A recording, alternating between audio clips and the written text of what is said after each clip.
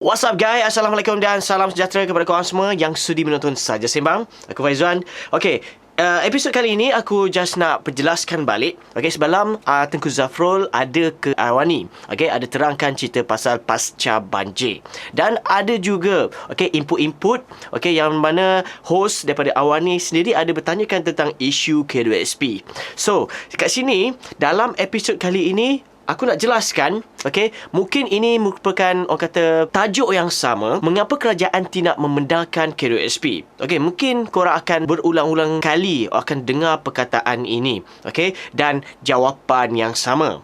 Cumanya dalam episod ni aku akan tunjukkan sedikit paparan temu bual mereka dan jelaskan apa yang dimaksudkan oleh Tengku Zafrul.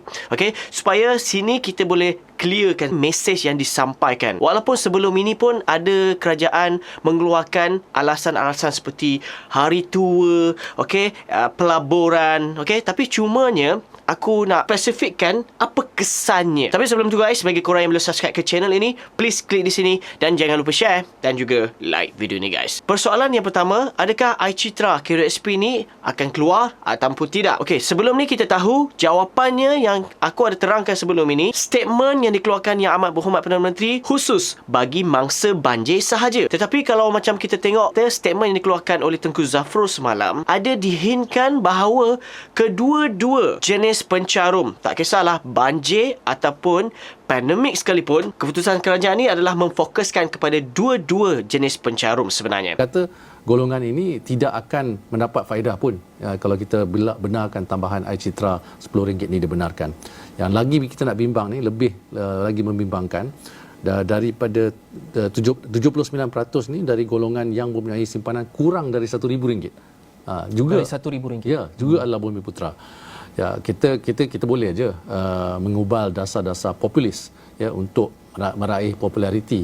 Tetapi saya perlu bertanggungjawab untuk elakkan kemudaratan masa depan rakyat, terutamanya anak-anak kita, yang cucu-cucu kita sendiri. Memang susah untuk sometimes long term ahead, berpandangan jauh dalam saat-saat sukar ini. Sebab itulah kerajaan memperuntukkan pelbagai bantuan semasa COVID-19. BWI atau Berbuang Warisan adalah satu daripada banyak bantuan yang kita umumkan. Seperti yang kita bincangkan tadilah. Walaupun Tengku Zafrul merujuk kepada bantuan-bantuan seperti iLestari, iCitra ataupun iSina sekalipun, maksudnya bantuan yang lama, tetapi menunjukkan kedua-dua jenis pencarum, tak kisahlah mangsa banjir ataupun tidak, ini adalah sebenarnya full stop kepada pengeluaran iCitra ataupun one-off sekalipun. Dan persoalan yang kedua, kenapa kerajaan tak membenarkan K2SP ini diteruskan dan apa sebenarnya dan mengkaitkan dengan pelaburan? Jom kita dengarkan paparan ini. Jadi kalau kita lihat sebagai ringkasnya, kalau kita benarkan pengeluaran tambahan lagi, KWSP akan terpaksa menjual pemegang saham dan bond mereka di luar dan dalam negara secara besar-besaran. Dan dalam keadaan pasaran tidak menentu ini, memberhentikan pelaburan di dalam negara untuk tempoh hingga 3 hingga 6 bulan ini akan mengurangkan penyertaan dalam pasaran domestik buat sementara waktu. Just for information, pasaran saham kita, nilai pegangan KWSP di pasaran saham tempatan dalam bursa kita ialah RM272 bilion. Dan dalam bond-bond kerajaan adalah RM247 bilion. Dalam bond-bond corporate adalah RM166 bilion. Jadi bila pelaburan itu kurang, maka keupayaan KWSP untuk menjana pulangan dividen juga terkesan, dan dividen untuk para pencarum serta automatik pun akan menjunamlah secara automatiknya. Selain itu, jadi peranan KWSP sebagai penyedia kecairan, dia prepare the liquidity, liquidity position of the country, terutamanya bagi pasaran saham dan bond tempatan ini juga akan terjejas. Ini akan menjejaskan keyakinan pelabur-pelabur lain yang akan turut serta menjual pegangan mereka dalam pasaran modal kita. Jadi bila ini berlaku dan kecairan berkurangan, maka kos pinjaman bagi seluruh keluarga Malaysia akan naik. Dan tidak kira individu, syarikat ataupun kerajaan sendiri. Jadi ini bermakna jika individu atau perniagaan mahu mengambil pinjaman rumah, kereta, bisnes sebagainya, kadar faedah yang perlu dibayar adalah lebih tinggi.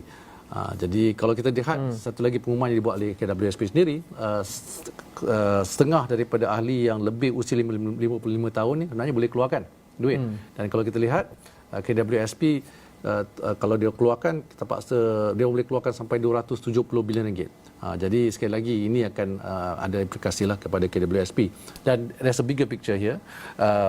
Para penyimpan lain yang bergantung kepada pulangan daripada pemegang saham dan bond tempatan juga terkesan. Kita contohnya kumpulan wang amanah pencen, KUAP, ASB, lembaga tabung haji, LTAT, semuanya akan also affected lah kerana mereka juga di dalam kerana pelaburan mereka juga akan terkesan. Jadi dasar yang kita gubal di sini oleh kerajaan telah difikirkan secara mendalam dan mengimbangi kesejahteraan rakyat pada masa kini dan juga masa akan datang. Okey, contohlah aku bercakap dalam bahasa yang mudah korang faham. Okey, yang pertama, kita tahu, kita sedia maklum, okey, berkaitan dengan isu dividen dan sebagainya. KWSP ni adalah tonggak utama, okey, untuk mereka ni gunakan duit daripada sumbangan kita sebagai pencarum dijadikan amount bayaran pelaburan utama, okey, yang berkaitan dengan EQT. Sebut pasal EQT ni adalah satu badan utamalah dalam negara dan ini melibatkan macam TNB, bank-bank tertentu. Okey, so macam jumlah yang amat besar. Berbalik kepada dividen, kita sedia maklum, bila kita dah melabur, dah gunakan sumbangan daripada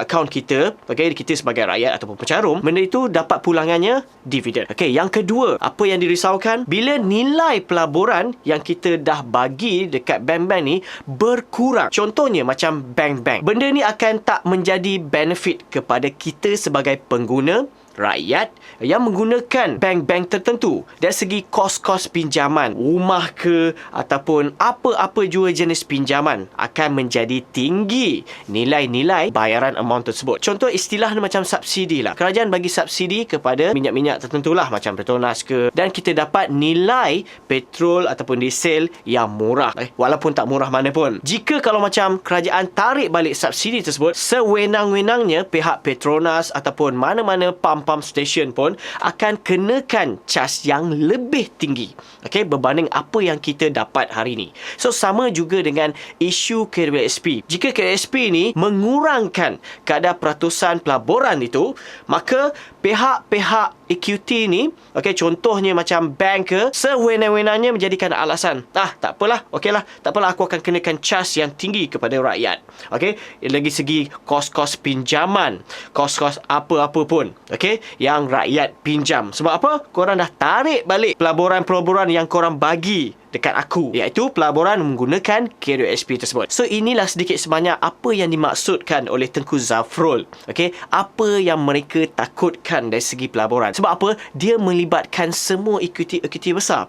Dan ini juga guys sebenarnya termasuk dengan TNB sendiri, okey, yang mana jika dia kurangkan amount pelaburan kepada TNB, maka takut balik TNB akan tarik balik, okey, benefit-benefit yang telah kita sendiri dapat. Maksudnya akan kenakan kos-kos yang tinggi kepada rakyat.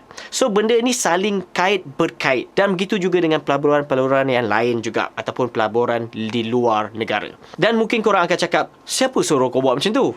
So persoalan ni pun akan timbul. Tetapi inilah tindakan yang sebenarnya wajar lah bagi kerajaan menggunakan simpanan kita ini bukan sahaja simpan, tetapi bagi benefit kepada rakyat juga. So mungkin dalam episod kali ini agak mendukacitakan. So ini sebenarnya nak jelaskan kepada kalian, okey, dan semua subscriber ataupun viewers kat luar sana. Okey, harapan untuk iCitra itu nampaknya macam terkubur di situ. Tetapi kalau macam kita usaha pun, okey, cuba, okey, kalau nak buat cara apa sahaja, aku tak nak galakkan korang macam adalah orang ada komen dekat ruang Facebook kan, ada nak buat pimpunan hari ni kan.